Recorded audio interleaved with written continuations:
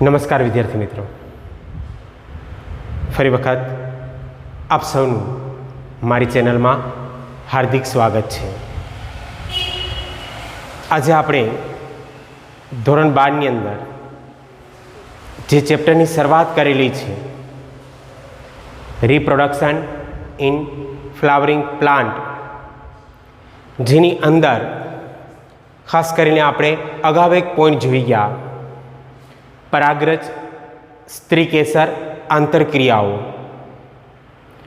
હવે પછીના જે પોઈન્ટ છે જેની ચર્ચા એ આપણે કરવાના છે, પોઈન્ટ એકદમ સહેલા છે અને પરીક્ષાની અંદર પૂછાય એવા છે, તો ખાસ આવા પોઈન્ટની અંદર આપણે માર્ક્સ એ કવર કરી શકીએ એ માટે ખાસ આ વિડીયો જોજો અને જ્યાં જ્યાં લાગે ત્યાં અલગથી નોટબુકની અંદર રિમાર્ક એ કરતા જજો। ટોપિકની શરૂઆત કરતાં પહેલાં હું ફરી વખત કહી દઉં, જો તમે મારી ચેનલમાં નવા હોય તો આજે જ મારી ચેનલને સબસ્ક્રાઈબ કરી લેજો, જેથી તમને મારા વિડીયોની નોટિફિકેશન એ મળતી રહે। આજનો પોઈન્ટ છે કૃત્રિમ સંવર્ધનનો। કૃત્રિમ સંવર્ધન પ્રીવિયસ લેક્ચરની અંદર આપણે વાત કરી ગયા કે કેટલાક વૈજ્ઞાનિકો હવે એ બાબત જાણતા થયા છે કે પરાગરજ અને સ્ત્રીકેસર વચ્ચે જે કેમિકલ ક્રિયા છે એ કઈ રીતના યોજાય છે, કઈ રીતના પરાગાશનનો ભાગ એ પરાગરજને ઓળખી શકે છે કે આ પરાગરજ એ સાચી છે કે ખોટી। એને અનુસરીને હવે કેટલાક એવા સંવર્ધકો છે કે જે કૃત્રિમ સંવર્ધનની ક્રિયા, આર્ટિફિશિયલ હાઇબ્રિડાઇઝેશનની ક્રિયા એ દર્શાવતા થયા છે। તો આજનો મુખ્ય ટોપિક આપણો એ જ છે, કૃત્રિમ સંવર્ધન। જોઈએ પોઈન્ટની શરૂઆત કરીએ। પોઈન્ટ છે કૃત્રિમ સંવર્ધન। કૃત્રિમ સંવર્ધન સૌથી પહેલો પોઈન્ટ એ આપણા માટે વિદ્યાર્થી મિત્રો અગત્યનો રહેશે કે અહીંયા કૃત્રિમ સંવર્ધન જે યોજવામાં આવે છે એ ભિન્ન જાતિઓમાં અથવા કેટલીક પ્રજાતિઓમાં પણ કૃત્રિમ સંકરણ એ યોજવામાં આવતું હોય છે। ભિન્ન જાતિઓ ક્યારેક પ્રજાતિઓ વચ્ચે સંકરણ દ્વારા ઈચ્છિત લક્ષણોનું સમન્વય કરી, હું પોઈન્ટ અહીંયા દર્શાવું છું અને પોઈન્ટ એ ખાસ ધ્યાન રાખજો કે આ પોઈન્ટ એ આપણા માટે અગત્યનો છે કે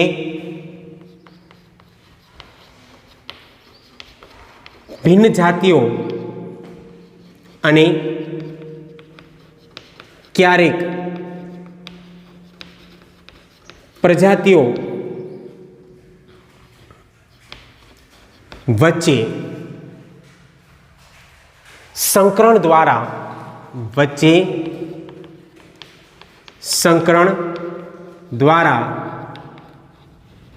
ઈચ્છિત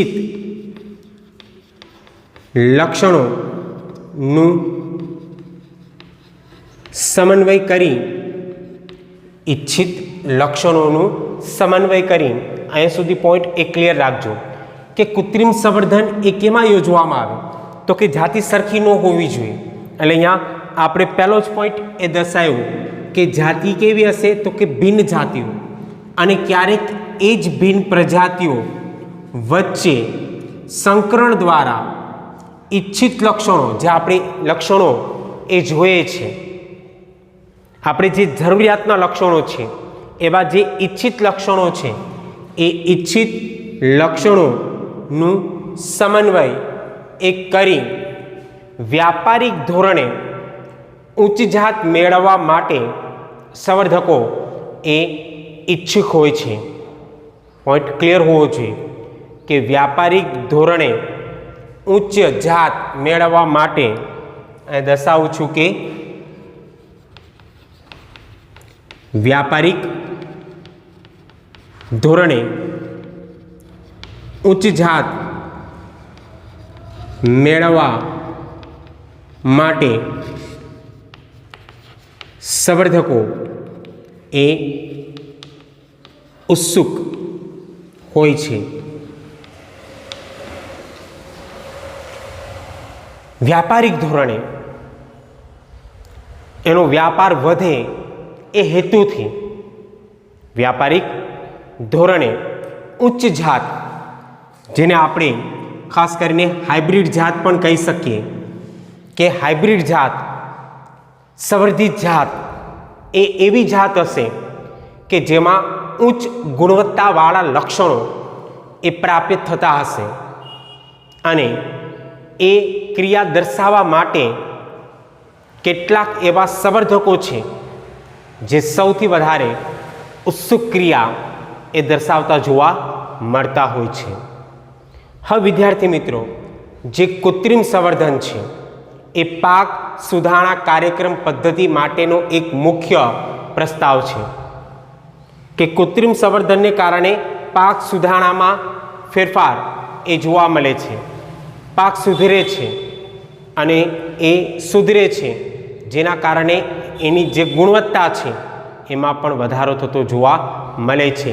તો કૃત્રિમ સંવર્ધન એ પાક સુધારણા કાર્યક્રમ પદ્ધતિનો એક મુખ્ય પ્રસ્તાવ છે. અહીંયા દર્શાવું છું કે ખાસ કરીને કૃત્રિમ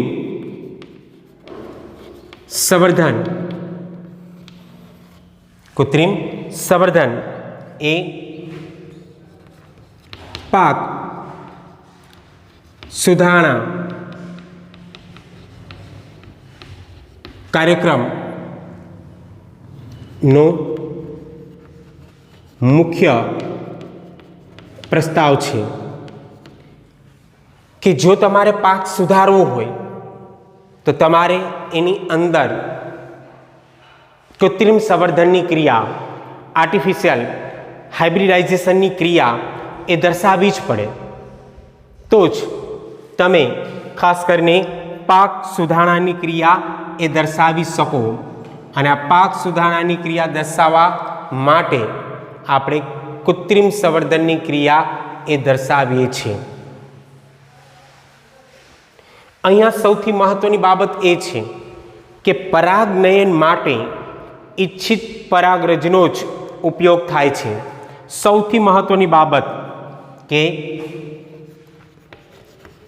પરાગનયન માટે ઈચ્છિત પરાગરજનો ઉપયોગ એ થાય છે. અહીંયા જે પરાગરજનો ઉપયોગ થશે એ પરાગરજ કેવી હશે વિદ્યાર્થી મિત્રો? તો કે એ આપણે જે લક્ષણો કે જે ગુણ એ જોઈએ છે એવી જ પરાગરજનો ઉપયોગ એ આપણે કરશું. એટલે અહીંયા જે પરાગરજ હશે એ પરાગરજ એ ઈચ્છિત પરાગરજ હશે કે આપણે જે ઈચ્છીએ છીએ એવી જ પરાગરજનો આપણે અહીંયા ઉપયોગ એ કરશું. અહીંયા ફોર એક્ઝામ્પલ હું તમને એક ઉદાહરણ દ્વારા સમજાવું બહુ સિમ્પલ રીતે કે ખાસ કરીને અહીંયા આ એક વનસ્પતિની એ જાત છે અને અહીંયા બી જાત અને અહીંયા સી જાત લઈએ આપણે. હવે આ જે એ વનસ્પતિ છે એની અંદર આપણે પસંદગી કરીએ છીએ કોની? સ્ત્રીકેસન. આ જે એ વનસ્પતિ છે એનો આપણે પુષ્પનો કયો ભાગ એ પસંદ કર્યો? તો કે સ્ત્રીકેસરનો. એવી જ રીતના જે બી જાતિ છે એના પુષ્પનો પરાગરજનો ભાગ એ આપણે પસંદ કરીએ. અહીંયા પણ જે સી જાતિ છે એના પુષ્પનો પરાગરજનો ભાગ એ આપણે પસંદ કરીએ. પણ અહીંયા સંકરણ એ કઈ પરાગરજની કરાવશું? તો કે આ જે સ્ત્રી કેસર છે એમાં અમુક લક્ષણો છે. આ જે પરાગરજ છે એમાં પણ અમુક લક્ષણો છે, પણ જે સી જાતિની પરાગરજ છે એમાં આપણે જે જોઈએ છે, આપણે જે ઈચ્છીએ છીએ એવા લક્ષણો નથી. તો ખાસ કરીને આપણે આની પસંદગી નહીં કરીએ, આપણે પસંદગી કરશું બી જાતિની પરાગરજનો અને એમની વચ્ચે ખાસ કરીને સંવર્ધન યોજશું અને એના દ્વારા જે ઉત્પન્ન થતી એ બી જાત છે, એ બી છોડ છે, એની અંદર આપણે જે લક્ષણો પ્રાપ્ત થશે એ લક્ષણો એ કેવા લક્ષણો હશે? તો કે એ લક્ષણો એ ઈચ્છિત લક્ષણો હશે, જે આપણે જોઈએ છે એવા લક્ષણો. આ સંભાવના છે, પોસિબિલિટી કે આવું થાય પણ નહીં. એવું જરૂરી નથી કે આવું જ થશે. એ ખાસ કરીને આપણે ચેપ્ટર 5માં ભણશું. પણ અહીંયા આપણે કહી શકીએ કે આપણે જે જરૂરિયાતના લક્ષણો છે એ આપણે સરળતાથી પ્રાપ્ય કરી શકશું. એટલે એ જે કંઈ પણ ક્રિયા છે એને આપણે આ રીતના દર્શાવી છે. તો અહીંયા સૌથી મહત્વની બાબત એ રહેશે કે આવી જે પરાગરજ છે એ સ્ત્રી કેસરના પરાગાસન ઉપર ન જાય એ માટે શું કરવું? આવી જે પરાગરજ છે જે ઈચ્છિત પરાગરજ નથી એવી પરાગરજ સ્ત્રી કેસરના પરાગાસન ઉપર સ્થાપિત ન થાય એ માટે શું કરવું? તો અહીંયા આપણે પોઈન્ટ એ દર્શાવશું કે પરાગાસનની અસંગત પરાગરજ જે બિન ઈચ્છિત પરાગરજ છે, પરાગાસનને અસંગત પરાગરજથી રક્ષિત કરવા માટે પરાગાસનને અસંગત પરાગરજ, આ અસંગત પરાગરજ થઈ અને પરાગરજથી રક્ષિત કરવા માટે આપણે બે પદ્ધતિનો ઉપયોગ એ વિદ્યાર્થી મિત્રો કરી શકશું. અને બે પદ્ધતિ કઈ? તો કે એમાંની જે સૌથી પહેલી પદ્ધતિ છે એ છે વ્યંધીકરણની. એ પદ્ધતિ છે વ્યંધીકરણની, જેને અંગ્રેજીમાં કહેવાય ઇમેસ્ક્યુલેશન. ઇમેસ્ક્યુલેશન મીન્સ વ્યંધીકરણ. અને ખાસ કરીને જે બીજી પદ્ધતિ છે એ છે કોથળી ચઢાવવી, જેને આપણે બેગિંગ તરીકે ઓળખી શકશું. તો આ બે પદ્ધતિનો ઉપયોગ એ આપણે કરી શકશું, વ્યંધીકરણ અને કોથળી ચડાવવાની ક્રિયા, કે જેના દ્વારા આ જે કૃત્રિમ સંવર્ધનની ક્રિયા છે એ શક્ય બને. આર્ટિફિશિયલ હાઇબ્રિડાઇઝેશનની જે ક્રિયા છે એ શક્ય બનતી જોવા મળશે. પણ એમાં પણ આપણે બે પુષ્પ લઈશું, એક દ્વિલિંગી પુષ્પ અને એક એકલિંગી પુષ્પ. સૌથી પહેલાં શરૂઆત કરીએ કે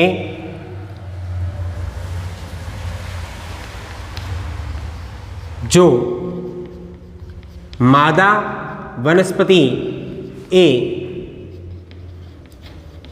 દ્વિલિંગી પુષ્પ ધરાવે તો,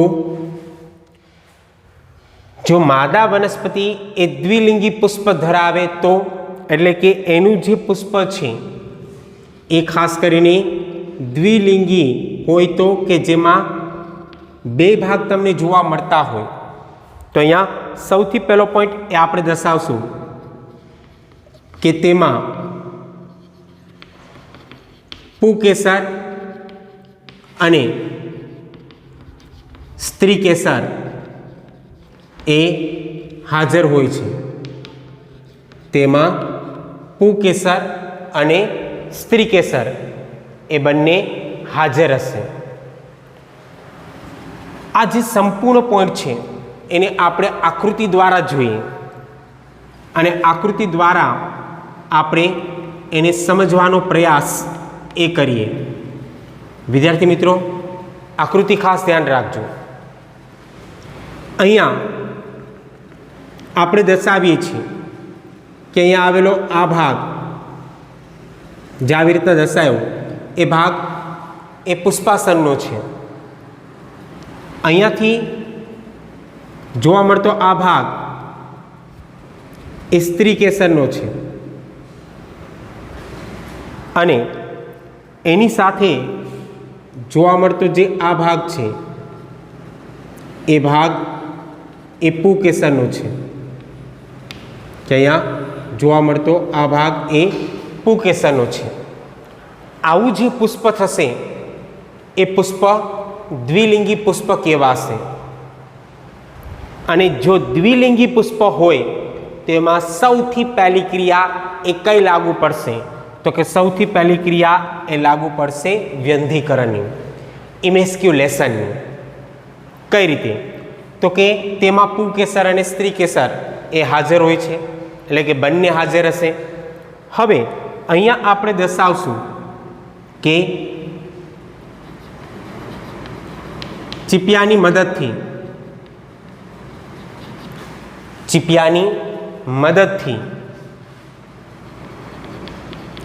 પરાગ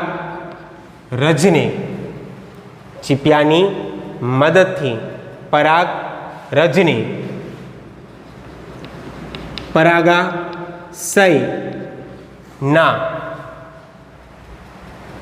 પરાગાશયના સ્ફોટન પહેલા તેને સરળતાથી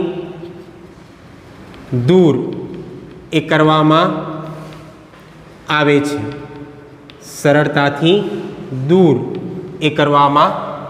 છે.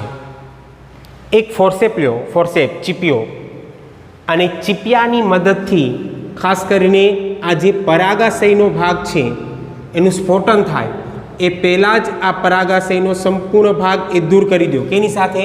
તો કે પરાગરસ સાથે. એટલે અહીંયા જે સેકન્ડ ફિગર એ આપણે દર્શાવશું એક આવી રીતના હશે કે અહીંયા જોવા મળતો જે આ ભાગ છે,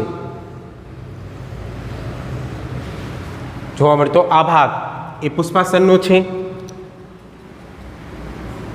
અહીંયા આવેલો આ ભાગ એ સ્ત્રી કેસરનો છે. પણ અહીંયા આવેલો જે પુકેસરનો ભાગ છે એ પુકેસરના ભાગમાંથી ઉપરનો ભાગ આપણે દૂર કરી દીધો. કયો? તો અહીંયા આપણે દર્શાવી શકશું કે ખાસ કરીને પરાગાશયને દૂર કરવામાં આવે છે. અને આ જે પરાગાશયનો ભાગ એ દૂર થયો, એ દૂર થવાની આ ઘટનાને આપણે કહેશું વ્યંધીકરણ, એટલે પુષ્પને વંધ્ય બનાવ્યું. અહીંયા આપણે દર્શાવશું કે આ પ્રક્રિયાને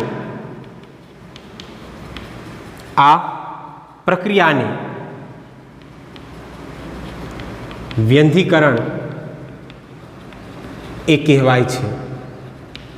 આ પ્રક્રિયાને આપણે કયા તરીકે ઓળખી શકશું? તો કે આ પ્રક્રિયાને આપણે વ્યંધીકરણ તરીકે ઓળખી શકશું, જેની ઇમેસ્ક્યુલેશન એ પણ કહે. હવે જ્યારે પુષ્પ એ ઇમેસ્ક્યુલેશન પામી જાય ત્યારબાદ કઈ ક્રિયા દર્શાવવામાં આવે? તો અહીંયા પોઈન્ટ હવે પાછું બીજો દર્શાવીએ કે ઇમેસ્ક્યુલેશન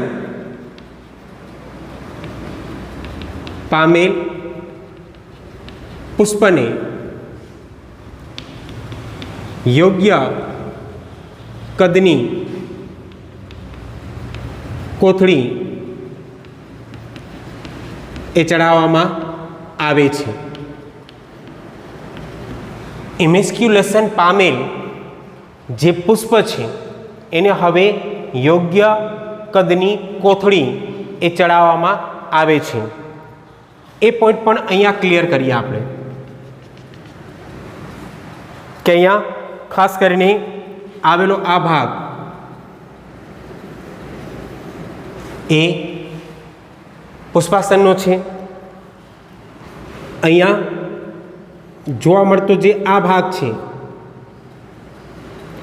એ સ્ત્રી કેસરનો છે અને એ જે સ્ત્રી કેસરનો ભાગ છે એની ઉપર આવી રીતના જે સ્ત્રી કેસરનો ભાગ છે એની ઉપર આવી રીતના એક કોથળી એ ઢાંકવામાં આવે છે, ચઢાવવામાં આવે છે। આ કોથળી એ ચઢાવવામાં આવી ગઈ કે અહીંયા આપણે દર્શાવીએ કે કોથળી ચઢાવવામાં આવે છે। સામાન્ય રીતે આ કોથળી એ મીણિયા કાગળની હોય છે। પોઈન્ટ આપણે અહીંયા બીજો ક્લિયર કરીએ કે સામાન્ય રીતે આ કોથળી એ મીણિયા કાગળની હોય છે। મીણિયું કાગળ જેને બટર પેપર કહેવાય કે ખાસ કરીને મીણિયા કાગળની ક્રિયા જેને આપણે બટર પેપર તરીકે ઓળખી શકશું કે એ જે તમે કોથળી ચડાવી છે સ્ત્રી કેસરના ભાગ ઉપર પરાગાસન ઉપર એ કોથળી મીણિયા કાગળની બનેલી હોય છે। કોથળી શું કામ ચડાવવામાં આવે વિદ્યાર્થી મિત્રો? કોથળી એ શું કામ ચડાવવામાં આવે તો કે જે અસંગત પરાગરજ છે, જે અસંગત પરાગરજ છે એનાથી દૂર રાખવા માટે અને પરાગાસનને અશુદ્ધ ક્રિયાથી બચાવવા માટે આપણે કોથળી એ ચડાવીએ છીએ, જે અસંગત પરાગરજને રોકી અને પરાગાસનને અશુદ્ધ થતાં બચાવે છે। અહીંયા પોઈન્ટ એ આપણે દર્શાવીએ કે અસંગત પરાગરજને રોકી પરાગાસનને અશુદ્ધ થતાં અટકાવે છે। કોથળી એટલે ચડાવીએ છીએ કારણ કે બહારથી ઘણી બધી પરાગરજ એ આવતી હશે, એ પરાગરજ એ સ્ત્રી કેસરના પરાગાસન ઉપર સ્થાપિત ન થઈ જાય, એનાથી બચાવવા માટે આપણે આ જે સ્ત્રી કેસરનો ભાગ છે એની ઉપર કોથળી એ ચડાવીએ છીએ અને એને લઈને હવે આપણે કહી શકીએ કે ખાસ કરીને આ પ્રક્રિયાને બેગિંગ કહેવાય। આ પ્રક્રિયાને કોથળી ચડાવી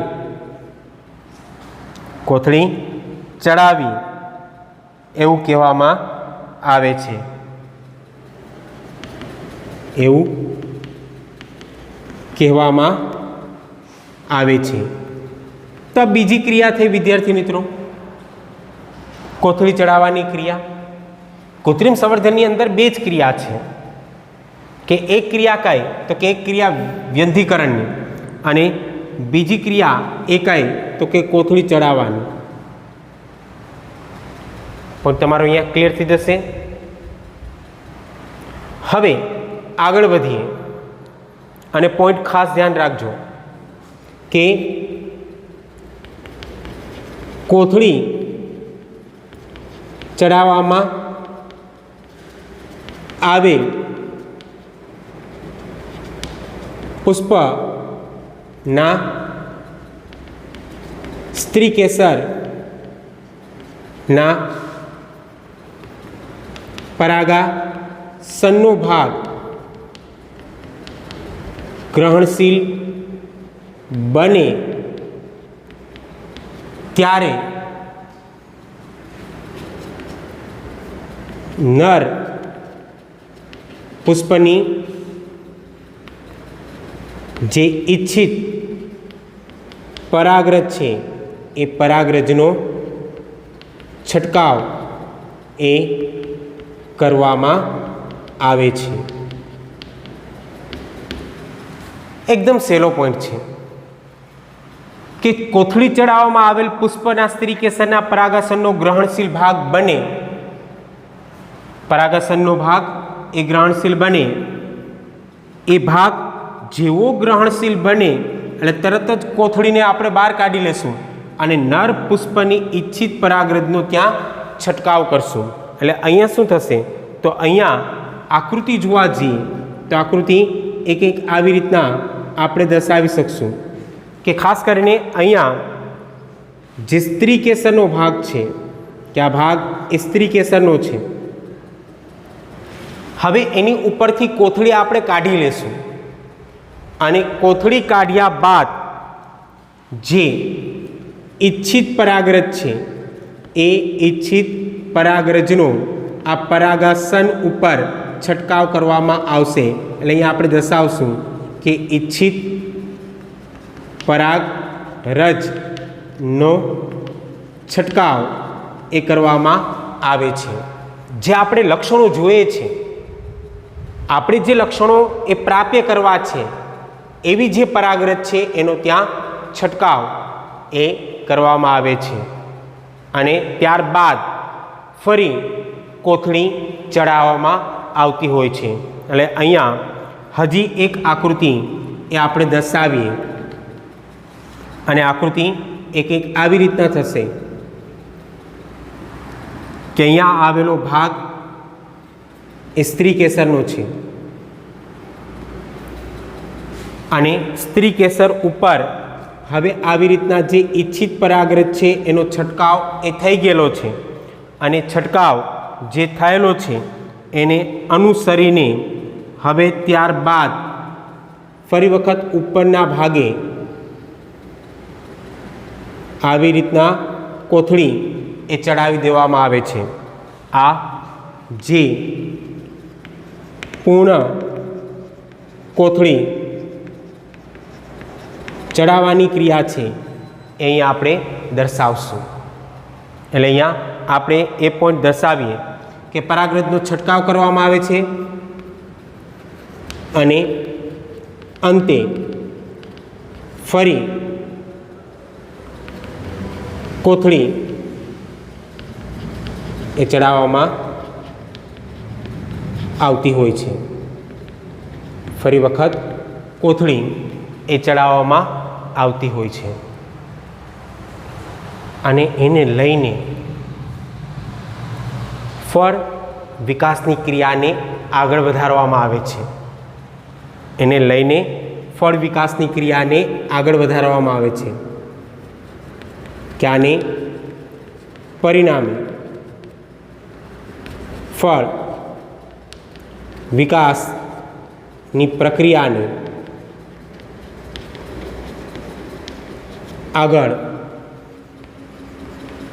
વધારવામાં આવે છે કે આપણે એને આગળ વધારશું જેથી કરીને અંતે ફળનું નિર્માણ થશે અને એ જે ફળ હશે એમાં જે આપણે ઈચ્છિત લક્ષણો છે એ ઈચ્છિત લક્ષણો સરળતાથી પ્રાપ્ત થતા જોવા મળશે. તો આ જે વાત કરી એ દ્વિલિંગી પુષ્પની વાત કરી. હવે અહીંયા આપણે પોઈન્ટને બદલાવીએ કે ખાસ કરીને જો પુષ્પ એ એકલિંગી હોય તો, જો એકલિંગી પુષ્પ હશે વિદ્યાર્થી મિત્રો તેમાં કોઈ એક જ ચક્ર હાજર હશે, પુંકેસર અથવા સ્ત્રી કેસર. આપણે તો સ્ત્રી કેસરને લઈને જ આગળ વધવાનું છે. તો અહીંયા એક પોઈન્ટ એ આપણે દર્શાવી શકશું કે જો એકલિંગી પુષ્પ હોય તો ત્યાં એક ઘટના એ દર્શાવવાની જરૂર નથી.